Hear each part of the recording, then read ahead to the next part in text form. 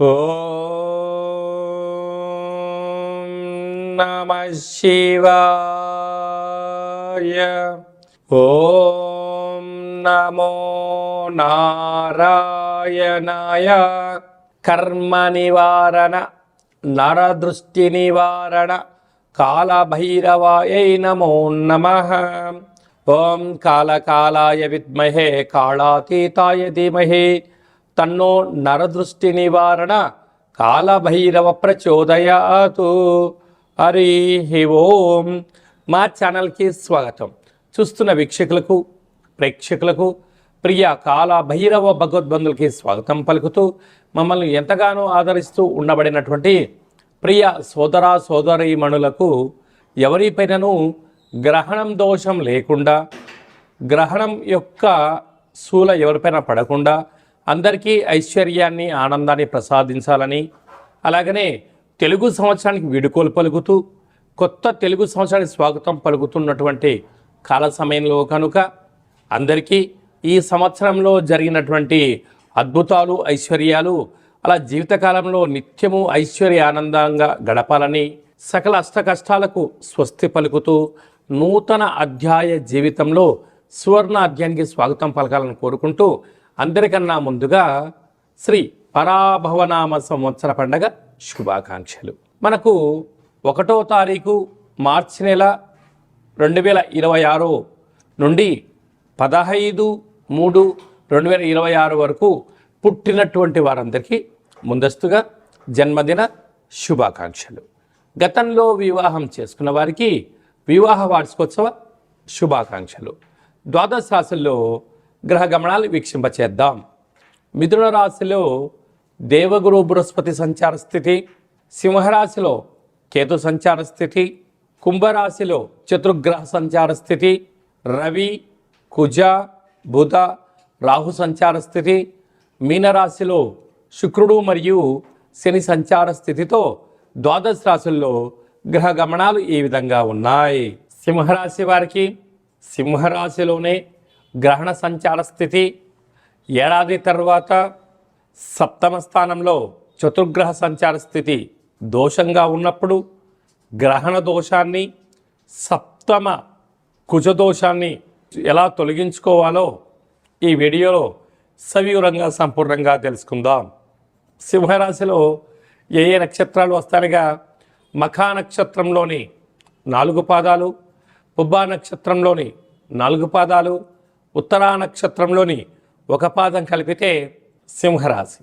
రాశాధిపతి రవి భగవానుడు. రాశిలోనే కేతు సంచార స్థితి ఉన్నప్పుడు పుబ్బా నక్షత్రంలోనే చంద్రగ్రహణం జరుగుతుంది కనుక ఈ యొక్క సింహరాశి జాతకులకు, సింహలగ్న జాతకులకు గ్రహణము చూడరాదు అని చెప్పి జ్యోతిర్విజ్ఞానం తెలియచేస్తుంది.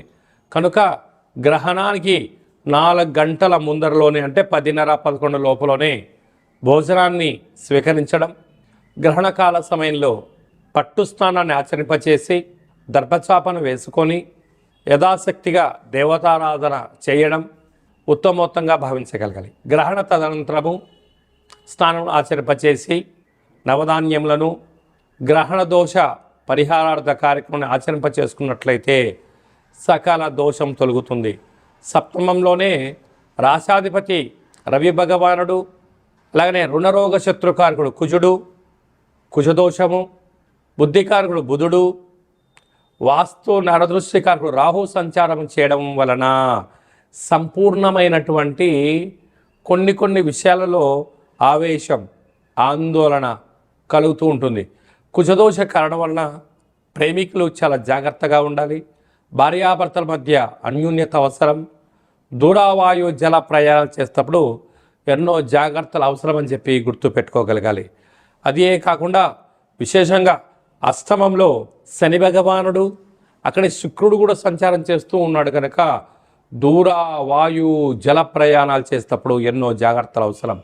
కనుక సంవత్సర చివరార్థంలో బహుళ అష్టమి తిథి యందున కూష్మాండ దీపాన్ని వెలిగించి కాళభైరవ స్వామిని స్మరణ చేసి ఈ కూష్మాండ దీపాన్ని బ్రాహ్మణుడికి దానం ఇవ్వడం వలన సకల దోషం తొలగుతుంది.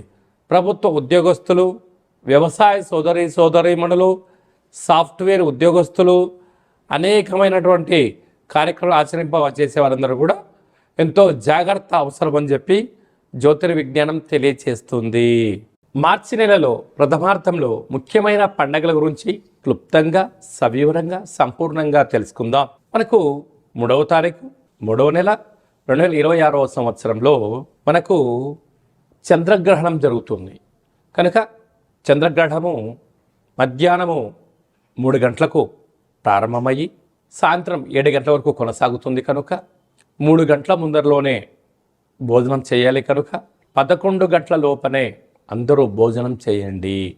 గ్రహణకాల సమయంలో వీలైనంత వరకు తినడం, వాదించడం, కోపతాపాలకు అవకాశం ఇవ్వకుండా మౌనం, ధ్యానం, ఏకాగ్రత, సత్ప్రవర్తనగా ఉండగలిగినట్లయితే గ్రహణ దోషం తొలగి వచ్చేటువంటి గ్రహణం వరకు ఎలాంటి ఆటంకాలు ఉండవని చెప్పి గమనించాలి. గ్రహణకాల సమయంలో నిల్వ ఉండబడిన వస్తువులను ఆ రాత్రి కానీ మరుసటి రోజు కానీ దయచేసి భుజించవద్దు.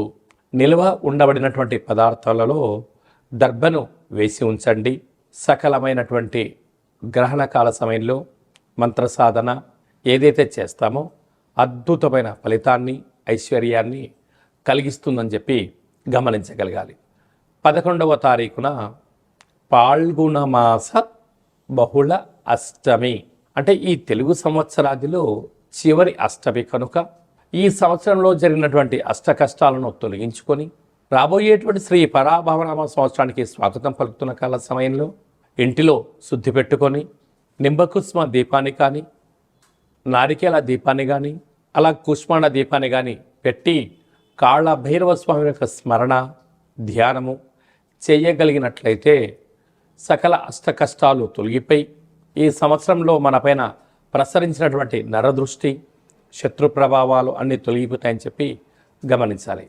అలా కుదరలేనటువంటి వారు ఈ కింది నెంబర్ సంప్రదించినట్లయితే మన యొక్క దేవాలయంలో నిత్యము కాళ్ళభైరవ హోమ కార్యక్రమాలను ఆచరింపచేయడం జరుగుతుంది. కనుక అందరికీ వీడియో కాల్ ద్వారా చూపించి మీ గోత్రనామములతో కాళ్ళభైరవ పూజ, హోమ కార్యక్రమం చేయించి ప్రసాదంను మీకు పంపించడం జరుగుతుందని చెప్పి కూడా గమనించాలి.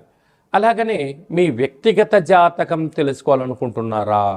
మీ పేరు, పుట్టినటువంటి తేదీ, నెల, సంవత్సరం, పుట్టిన సమయాన్ని వ్రాసి మీరు పంపించగలిగినట్లయితే 100 సంవత్సరముల జాతకాన్ని సవివరంగా, సంపూర్ణంగా వ్రాసి మీకు వాట్సాప్ ద్వారా పంపించి మీరు పుట్టినప్పుడు గ్రహ గమనాలు ఎలా ఉన్నాయి, ప్రస్తుతం ఎలా ఉంటున్నాయి, రాబోయే కాలంలో ఎలా ఉండబోతున్నాయో సవివరంగా, సంపూర్ణంగా తెలియజేయడం జరుగుతుందని చెప్పి గమనించాలి. చాలామందికి పుట్టినటువంటి కాల సమయంలో డేట్ ఆఫ్ బర్త్లో లేనటువంటి వారికి మీ పేరు యొక్క మొదటి అక్షరాన్ని అనుసరిస్తూ రాశిని తెలియచేస్తూ రాశి యొక్క స్థితిగతులను వివరిస్తూ రమణ శాస్త్రం ద్వారా, అనగా గవళ ద్వారా భూత, భవిష్యత్, వర్తమానాన్ని తెలియచేయడం జరుగుతుంది. రమణ శాస్త్రం ద్వారా కాళభైరవ ఉపాసన చేత, సంపూర్ణమైనటువంటి విషయ పరిజ్ఞానం చేత మనము జీవితాన్ని తెలుసుకుందాం. జాతకంలో ఉండబడినటువంటి ఆటంకాలను తొలగించుకుందాం. జాతకంలో ఉండబడిన యోగాన్ని తెలుసుకుందాం. ఆనందకరమైన జీవితాన్ని పొందుదాం అనేటువంటిది చిన్న విన్నపం. కనుక ఈ కిందిని మీరు సంప్రదించి అపాయింట్మెంట్ తీసుకొని సంప్రదించగలరు.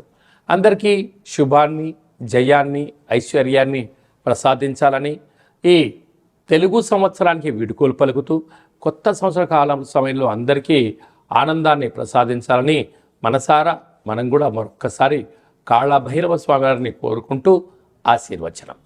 శతమానం భవతి శతాయు పురుష సతేంద్రియ ఆయుష్యేవేంద్రియే ప్రతిష్టతి ధనం ధాన్యం బహుపుత్రలాభం శత సంవత్సరం దీర్ఘమాయు సర్వే జనా సుఖినో భవంతు లోకా సమస్తా సుఖినో భవంతు సర్వం కాళభైరవ దేవతార్పణమస్తు.